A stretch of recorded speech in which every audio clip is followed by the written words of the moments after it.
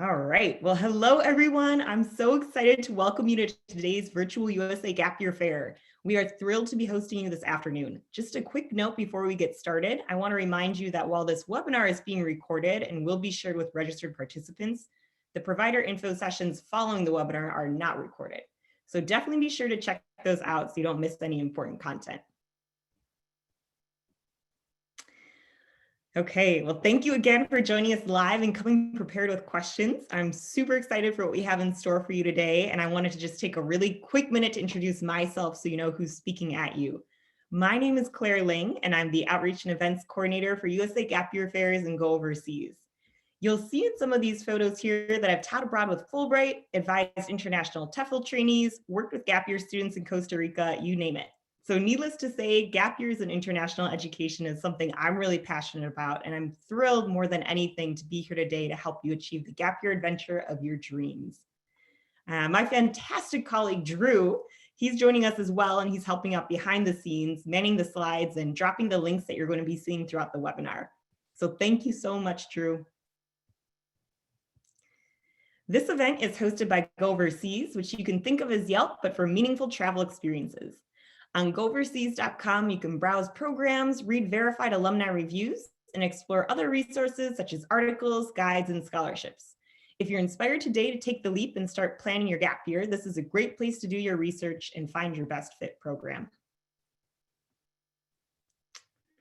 Okay, and before we really dive into the afternoon's core programming, just a quick overview of what to expect today. So we'll start off the event with a Gap Year 101 webinar given by the Gap Year Counselor Extraordinaire, Marion Taylor of Taylor the Gap.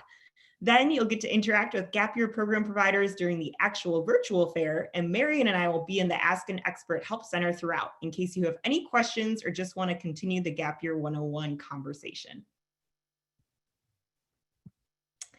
So speaking of the Help Center, something I definitely want to highlight, which will be your best friend throughout the entire virtual fair, is the Attendee Hub, which we're dropping a link to right now.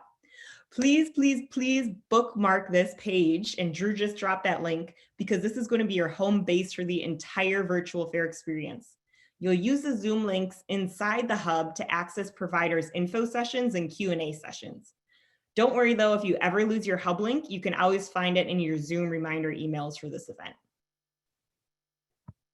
Okay, and before I introduce our amazing speaker for the afternoon, or evening rather, I wanted to take a quick moment to share a few super helpful gap links with you all to check out before, during, or after this event. So first up is our Gap Matcher tool, and you guys, I'm so excited about this one. I personally think it's the coolest thing and such a great resource for today. So the Gap Matcher is the official USA Gap Year Fair search tool designed to generate a list of personalized gap year program suggestions based on you, your individual interests, priorities, and goals. If you still aren't quite sure which programs you'll be checking out during the fair, I'd invite you to actually take the Gap Matcher now to get your customized list of programs to visit today. Next up, survey time, and definitely pay attention here because it's a fun one. So here at USA Gap Year Fairs, we're always looking to improve our content and make gap year information as accessible as possible. So that being the case, we'd love to hear about your experience today. If you complete this quick survey within 24 hours of your event, you'll be entered for a chance to win $250, and it's that simple. And finally, I encourage you all to visit the USA Gap Year Fair's landing page if you haven't done so already. There, you'll be able to register for more great gap year events like our new gap year crash course, more info on that to come, and find information on gap year articles and resources like the $5,000 gap year scholarship that will be launching on March 1st of this year. So keep your eyes peeled there. Okay. And as some of you may know, yesterday, February 1st, kicked off the start of Gap Year Exploration Month. So to mark this special and momentous occasion, our wonderful Gap Year counselor and keynote speaker, Marion, has asked me to share this quick video featuring some of our incredible Gap Year program providers tonight. I'd invite you all to check it out. And Drew, I think you might have to turn off your mute.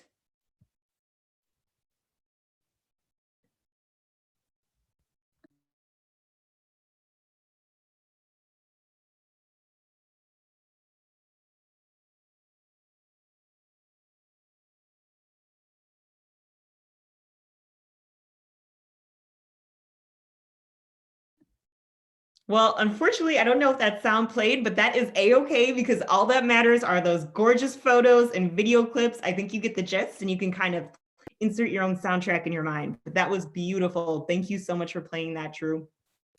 So very exciting stuff again. And I think one of the best parts is that you'll be able to actually connect directly with a lot of the programs that are featured in that video. So without further ado, I am finally going to go ahead and pass the mic over to who you've all been waiting for, Marion Taylor of Taylor the Gap. Marion is an accredited Gap Year advisor, co-chair of the Gap Year Association Membership Committee, Fair Trade Learning, and annual conference planning committees, and a recipient of the 2021 Gap Year Association Advancing the Gap Year Movement Award. We are so lucky to have her joining us today. Before Marion dives into it, I just want to remind everyone of that Q&A box at the bottom of your screen. Feel free to submit questions as you think of them, and we'll answer them at the end of the event. So Marion, please take it away. Thank you, Claire, and thank you, Drew, behind the scenes. We did a practice run and the video did work with sound, so I'm not quite sure what happened, but thank you all for attending at night, especially after a long work day and a day at school. I really appreciate the introduction. Yes, I have been super involved in the Gap Year Association. I became accredited in 2018. But before I started Taylor the Gap, I worked in social work with family, children, and women's programs. So that was kind of for about 30, 35 years, my background. But it parlayed very well into working with families, Gap Year families, students, liaison between the student and the parent. And that's what I did prior to starting up Taylor the Gap. I also have 4 gap year children. They are older now, but the 2 girls took a gap year after college. One traveled all over Africa. She worked as a preschool assistant in a township outside of Cape Town. Another did research for an attorney in Cape Town and worked in Washington, D.C. for an attorney, and she's now in law school. And then my eldest boy, he worked all throughout his gap year in Moab, in Keystone, which is a ski area here in Colorado, and then in the service industry. And then my youngest looked at all of them and said, I'm not going to take a gap year. So he did a study abroad, but he traveled to 12 different countries while he was supposedly studying abroad. So I bring a parental perspective, and I think that's very, very helpful when you are sending your child off to Nepal or on some wilderness adventure and you won't be able to talk to them for 60 days. I can empathize as a parent. I also took a gap year way back in 1974 before it even had a name. I was really burned out from college from high school. And so I wanted to learn French and ski. So I attended the University of Grenoble. And then I used my French while serving in the Peace Corps after college in Senegal, West Africa for 3 years.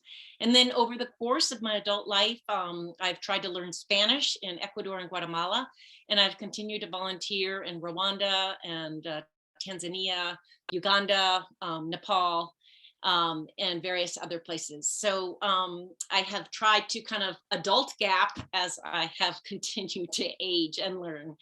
And finally, I have been able to vet some of these programs when I've been out there in the field on my own volunteer or language learning experience. And I think that's important because I can bring that insight and that credibility to some of the programs to which I refer. Next.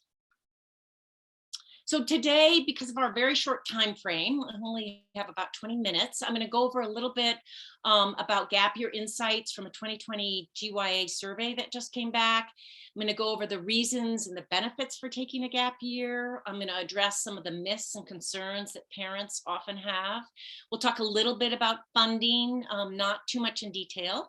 And then we're going to talk a little bit about how to go about taking a gap year, especially after these fairs. Now what? It just feels overwhelming.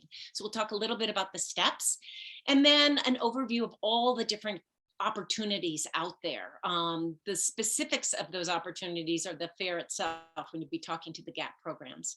And then I'll wrap up with talking a little bit about how I view my gap experiences have really served as building blocks for almost everything I do in my life. And that's what I really feel is one of the hugest benefits for gap year students is that you will use it and draw from it for the rest of your life. Next. So it's now dated, but 2 years old. Back in 2020, we did a national alumni survey, and former director Ethan Knight realized that there were about 40,000 students that took a gap year, both in Canada and US. So that's a lot, way more than I ever knew. And the primary focus and reason for taking the gap year was they wanted to travel, they wanted to do volunteer and community service work, or they wanted to learn another language. And aligned with that were motivations to kind of develop as a person, gain self-awareness, gain resiliency, direction, maturity, and motivation to go back for learning in college. Next. So Bob Claggett, who was a former GYA board member, did a study several years ago, both at UNC and Middlebury, and found out that gap year students that had taken a gap year had a higher GPA throughout their 4 years in college and were able to finish in 4 years. Whereas the national average now is 6 years due to all the transfers and losing of credit. So it's really quite remarkable. We've also found that 90% of students that take a gap year go on to college. That's a concern of parents. And it's wonderful that 80% of gap year students are more likely to be civically engaged and vote, which is really important. And they are also more likely to be satisfied with their career because they may have kind of tested the waters during their gap year by a work experience or an internship experience.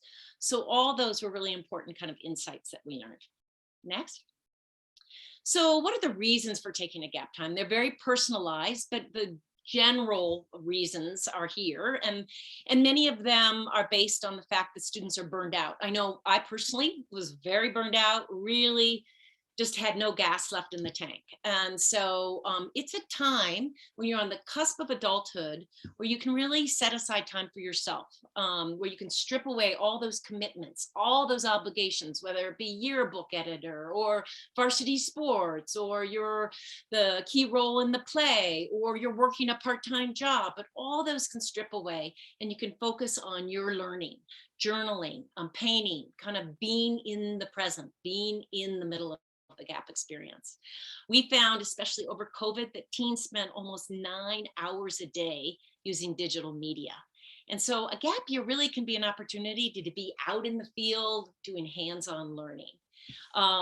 With that comes an opportunity to kind of nudge yourself outside the comfort zone, push yourself a little bit outside your community, whether you're outside domestically or internationally. You are bound to come up on some adversities, maybe some challenges, and there's always an opportunity to overcome that and build grit and resilience, which we as parents all know is really good to have as you hit some of the curveballs in life later on. It's also a really great time to learn about other cultures and travel. Doesn't have to be international. It can be outside your own community, whether it be Native American Indian, or perhaps you live in the North and it might be in the South, doing disaster relief in a flooded community in the South. And as I mentioned earlier, it really serves as a motivator to kind of come back to college if you have that opportunity and dive into learning. You may have a much better sense of what you want to study, what you want to major in, or perhaps you want to dabble in women's study or an anthropology course that you would have never touched before your gap year. And it also can be a way to earn money for college. You can work during your gap year, and it can be a way to kind of dip your toe in a career or a profession through work or an internship to really clarify, do I want to go into this, or perhaps I don't want to do that at all. And it'll help kind of set the track for college. Next. So there are oodles and oodles of benefits that come out of a gap year. I know Drew and Claire could both speak to this. It's a time where you as an adult, young adult, can really take charge of your own learning. It may be that you're responsible for a Nepalese classroom, like here, this 9th grade class, where you're in charge of doing the prep for the next day.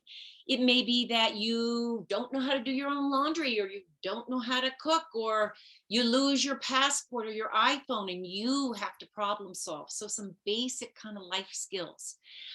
It's also a chance if you go to a developing country and where you might be working alongside locals, shoulder to shoulder, to learn about problems, really how the majority of the world lives, and come home with a whole new set of awareness and maybe a motivation to study some of these issues at college and then go back with an acquired new skill set. It's also a chance to kind of gain a sense of what's important. What are my values? How did this impact me? What do I think about this? So you really start kind of gaining a sense of who you are as an adult. And we have also found that gap year students are a lot more productive in the workplace employment. They're more willing to be kind of team players. They show initiative, they show motivation. They're much more flexible. And that is a much needed, all those are needed assets in the workplace. As I mentioned before, most gap year students gain independence, self-confidence, motivation. They are also developing kind of a cultural sensitivity. When you travel, you gain empathy. And I find even, if I'm at the local airport and new foreigners coming in, they don't speak English and they're looking lost or they're looking for the information desk, I am much more inclined to go help them because I've been in a country where I haven't been able to speak the language or I've been confused. So I think it helps develop that empathy and cultural sensitivity, which is really useful if you go into a profession where you're going to travel internationally. You may learn how to approach a culture or how to learn a language, that type of thing. So I think that's really, really important. It also can help you decide what you want to study in college, major, minor, take as a course that you never would have dabbled in, as I mentioned before. It may send you on to graduate school. And it also can really embellish and distinguish you on your resume. My daughter, who spent some time in a township outside of Cape Town, learned Hosa, which has 17 clicks of the tongue. And I think that on her resume set her aside. It certainly was a talking point in interviews with her employers. It distinguished her. It showed that she had a lot of initiative and courage, really, to go out there and do that. And then lastly, I think travel and meeting other people who are not like you helps you develop kind of an empathy and a moral courage. You learn about human rights. You learn about civic responsibility and you become more engaged. And I think those are really important benefits. Next.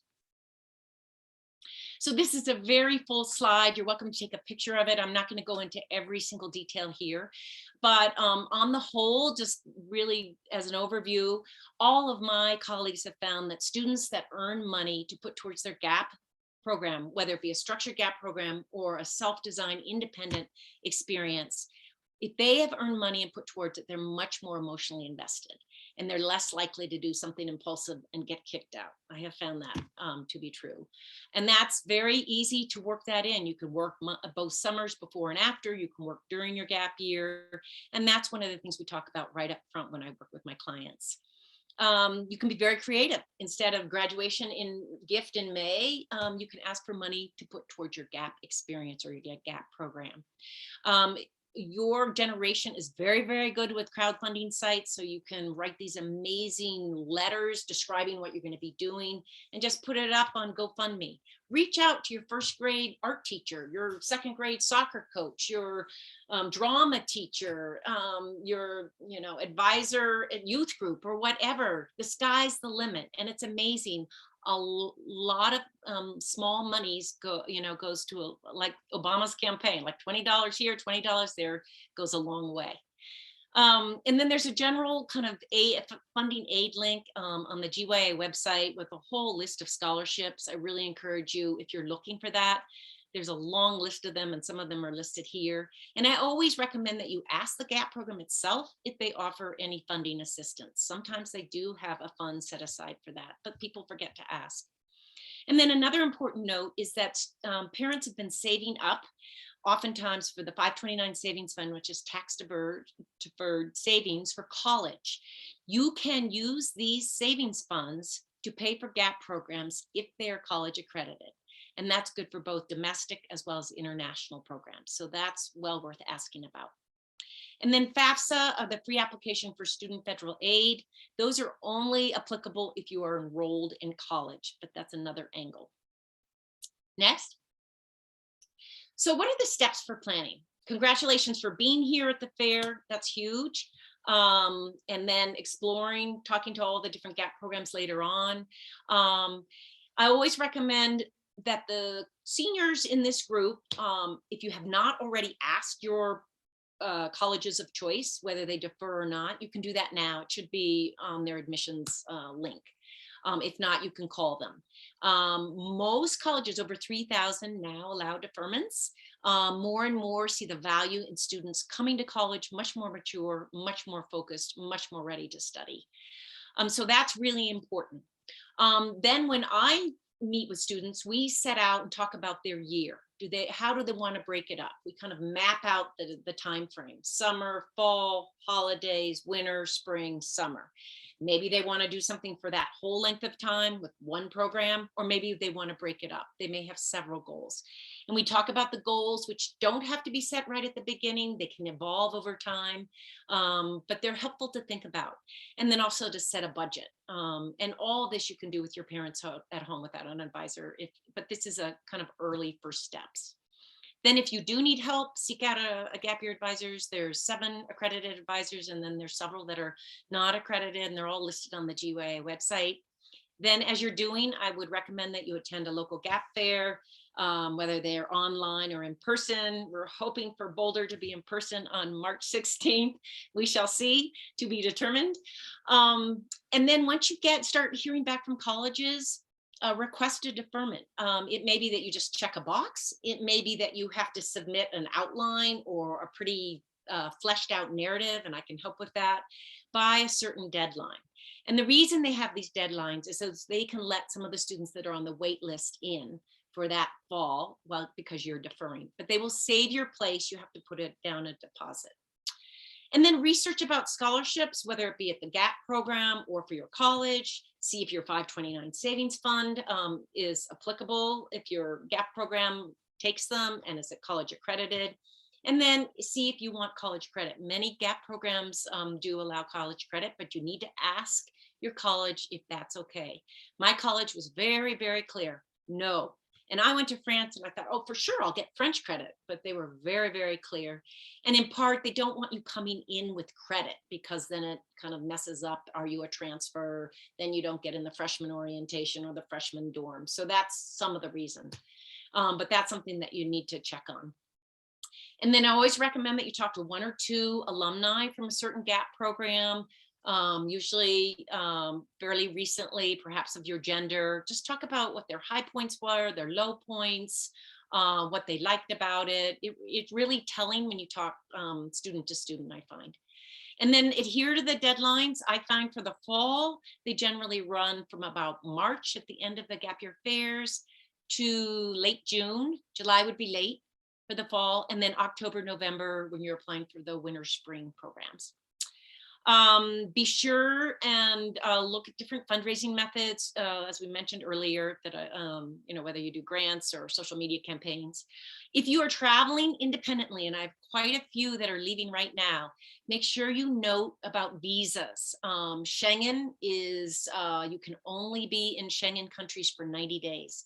If you go over, you can be deported and you won't be allowed to return for 3 years. So that's really, really important. Vaccine requirements, in addition to COVID, do you need a yellow fever shot? Do you need rabies? Are you going to be in a rural area? Those are really important. And then if you are traveling independent, lots of things to consider. Airline, can you use mileage point? Where are you going to stay? Lodging, what kind of local transportation? Are there travel discounts? Do you need travel or health insurance? Will your parents' health insurance apply?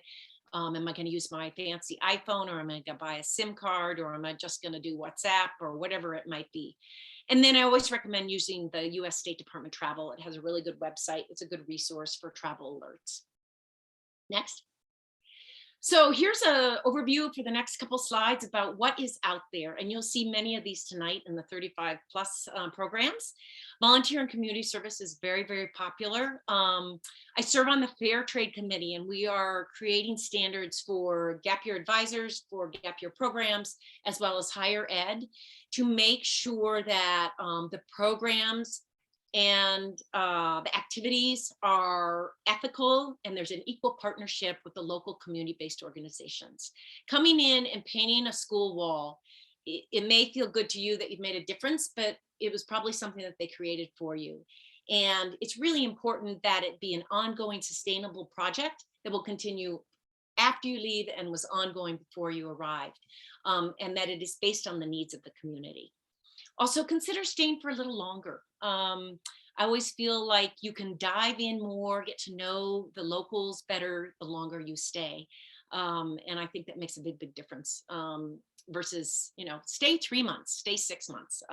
This is someone from who stayed 3 years in Peace Corps. And then I talked a little bit about learning service versus service learning. Learning service is about going into a country and shadowing locals or working side by side, learning what the issues are, versus coming in and feeling like you could really make a difference in the 2 or 3 days that you're there.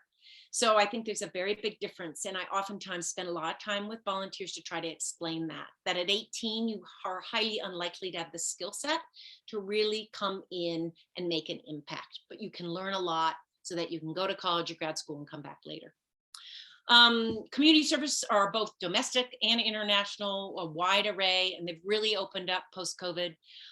If you are a parent, if the volunteer organization has a 501c3 based out of the US, the whole program and travel is tax deductible. So that can be a sizable amount. And then also, if you do an AmeriCorps program and you complete it, usually they last about 10 months, you will receive about a $6,500 Siegel award that you can put towards college. Next. Another opportunity is to go to another year of school. Most of the seniors are rolling their eyeballs at this point, but if you need to improve your test scores or gain more maturity, there are boarding schools in the US, England, Canada, or you may just want to reapply to colleges. It can also be a time where you can really hone in on a sport. I've had several that wanted to lower their points and did alpine skiing for a year. I had one girl who did a dance program in New York City. I had one boy who did a culinary school in Florence, another who wanted to learn a classical guitar instrument. So it really can offer a time where you didn't have that in high school, and you won't have that in college, but you can really dive into it. And as I mentioned earlier, it's a wonderful opportunity to kind of dip your toe in a type of a work or a profession that you think you may want to do, both domestically and internationally. You can be paid, such as an au pair, and in Workaway, or you can volunteer in exchange for room and board, like HelpX and Wolf.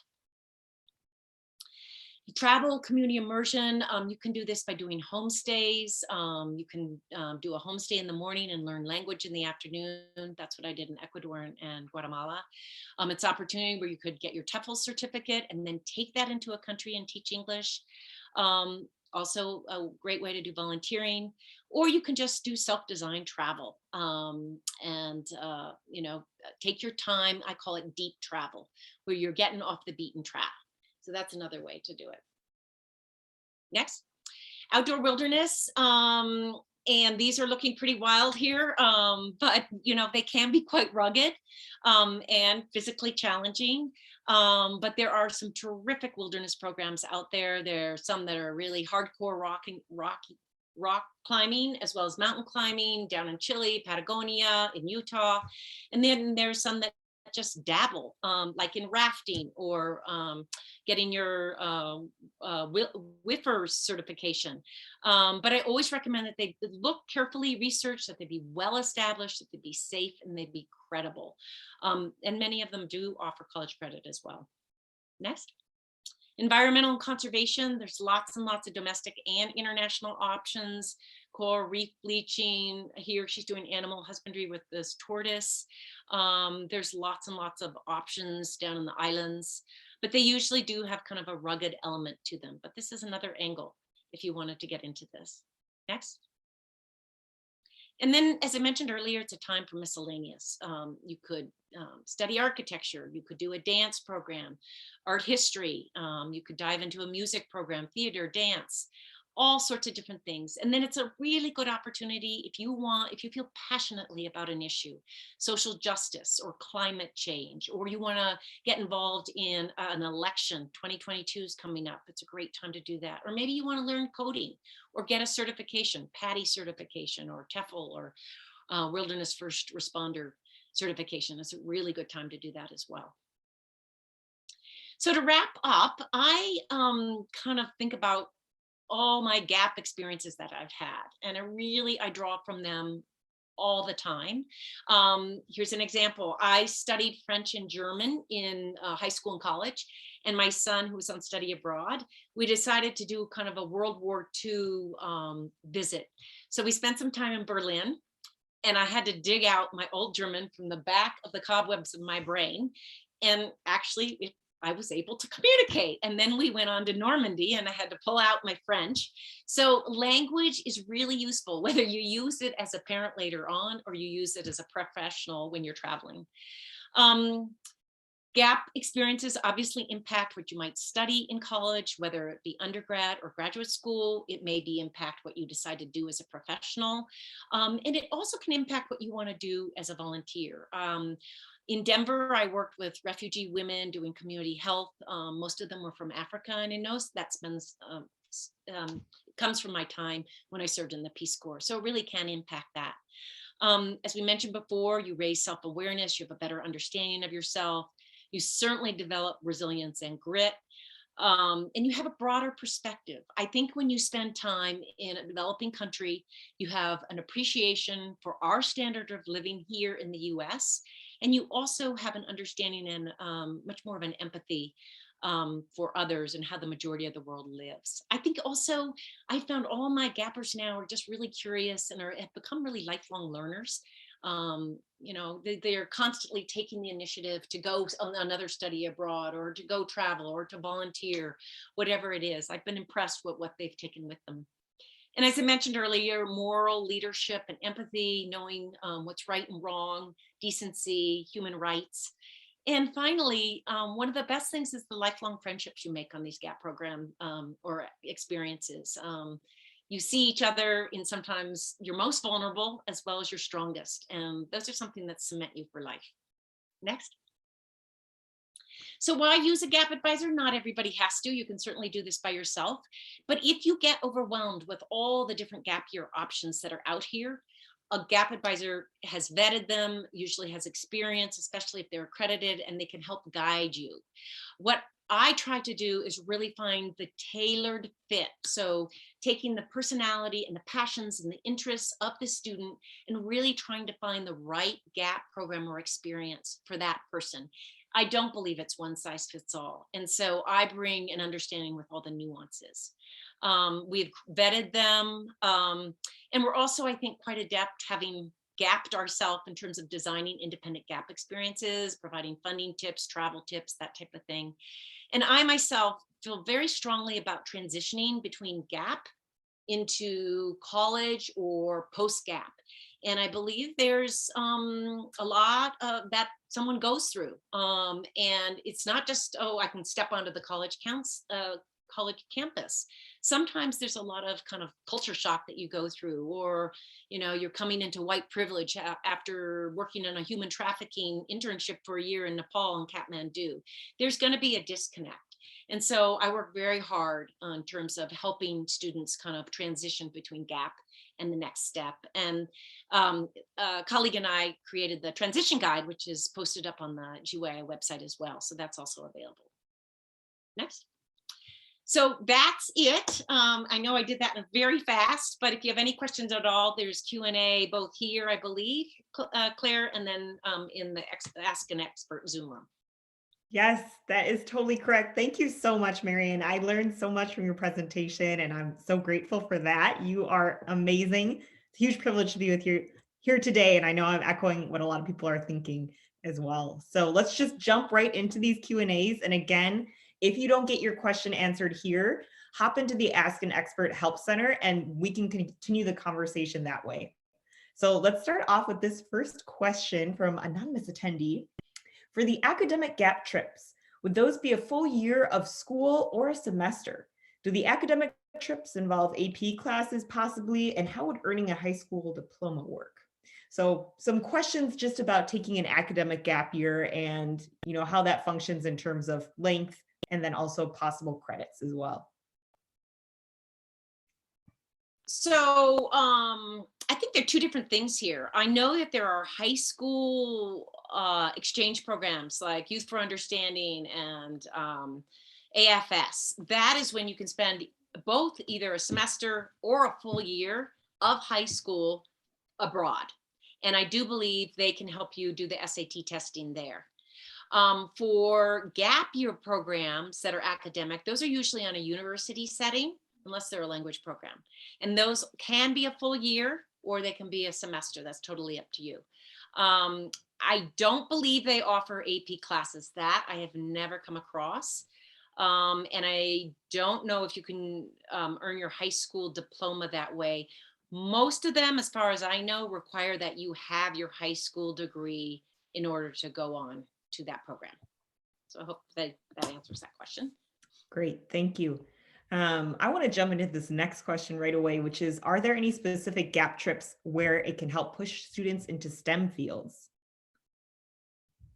Yes. I think go overseas might be probably the best bet to look for those. But yes, there are definitely academic programs where you can do science and math, both on the high school as well as the university level. So I think go overseas might, if you filter in, or I don't know if they're here tonight, maybe Claire can address that more. But if you filter in STEM and you have a specific country, or you want to stay domestic, I think many of those options will pop up. But yes. Fantastic. Thank you, Marion. And then I also want to jump to this last question, and this one's a little specific, but perhaps we could talk about gap opportunities for folks with different learning abilities in general or special needs. What kind of opportunities exist? This question has to do specifically with high functioning end of the autism spectrum and or ADHD who want extra structure. So there are quite a few programs that are available for boys. Yes. And I am not an expert on autism in terms of kind of the range and which program would be appropriate for your son. But I'd say, yes, there are definitely, I can name 5 off the top of my head that might be a possibility for your son who provide with learning differences or neuro disabilities, but there are definitely a wide range of those available. Awesome. Thank you. And moving back up here, can you earn the seal of biliteracy while going abroad to learn a new language? I have no idea. Talking about literacy in general and learning new languages. Biliteracy. I do not know. I know you can get your TEFL degree here. Mhm. I don't know the answer of seal of biliteracy. That I'm going to be really transparent. I've never heard of that before. So Yeah. I'm probably not the best person to answer that. Claire, do you know? I don't either. So we can do some research and maybe pop back to that question in the Ask an Expert Center. Yeah. Okay, that was a tricky one. And then finally, a final question, and keep them coming too. We have a couple more minutes. So if you have any other questions, now's the time to ask. Speaking about using federal funds for gap year programs. If you are enrolled in college, my understanding is that you can use FAFSA. Yes. Great. Woo! We were good with those questions, Marion. By we, I mean you. That's amazing. And again, I know people probably have tons of other questions, and this is really your opportunity to take advantage of this time. I dropped in the Attendee Hub link into the chat a few times. Click on that link, you'll be able to find all the provider info sessions, but you'll also be able to then find the room to chat more with Marion and just continue this Gap Year 101 webinar and really be able to ask her questions, just face to face or screen to screen.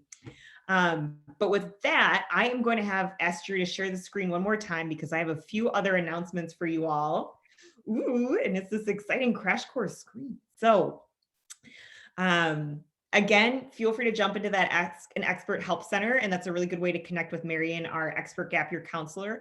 Another fantastic way to connect with all of our great gap year counselors this year is through the crash courses. So I definitely encourage you to register for our How to Take a Gap Year, the Ultimate Crash Course series. We just kicked off our first one yesterday, which is amazing. And essentially, these crash courses bring together expert gap year counselors and gap year alumni in an engaging series of panel style events with live Q&A. So again, it's the perfect complement to this virtual fair, and you only need to pre-register once using the link that Drew just dropped into the chat to receive access to these 7 super informative events. Okay, and onwards to my final remember of the afternoon or evening, which is to utilize your attendee hub. So Drew is going to drop a link to that hub one more time in the chat. And again, you'll use the Zoom links in the hub to navigate into the info sessions and Q&As of our fantastic lineup of gap year program providers, and also to navigate into the Ask an Expert Help Center to chat more with Marion and I. Okay, and without further ado, now it's time to kick off the fair. So this is your chance to really connect with programs and providers. So I recommend you unmute your mics and chat with the presenters. They're really looking forward to meeting you all. Thank you so much for joining us again. And I just hope that you have the most fabulous affairs, and hopefully we'll be able to see some of you in that Help Center Ask an Expert room. Take care all.